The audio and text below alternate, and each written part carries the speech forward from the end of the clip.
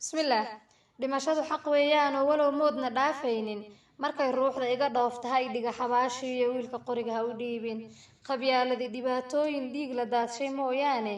Marna dheef ka heli maayo dhulka nabad ha u joogay wiilka qoriga ha u dhiibin. Waxay dhumisa mooyaane dhadhan ma laha reer hebele. Hanti aad ka dhurataan habeenku dhargimaysaana wiilka qoriga ha u dhiibin. Dhuuxaygaan u soo shiilay dartii baan u soo dhuubtay.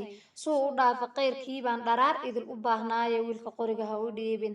Markuu dhaawac soo gaaro dhayid iyo daryeel daaya inaad dhuganin noloshiisa waa dhaqanka ku yaala wiilka qoriga ha u dhiibin. Inaad dhalada ku caweysa asna dhufayska ku casheeya dhaqaalahana aad shubato waa dastuurka ku dhigana wiilka qoriga ha u dhiibin. Asaa dhamacda ku haraada dhalandhoolka jiilaalo markuu dhaliyo goolkiina adaa dhuuqa kaligaaya wiilka qoriga ha u dhiibin. Markuu dhuraya baaruuda dhimbilaha afuufaya adaa dhool la qooqaaya markuu jaba dhaliilaayo wiilka qoriga ha u dhiibin.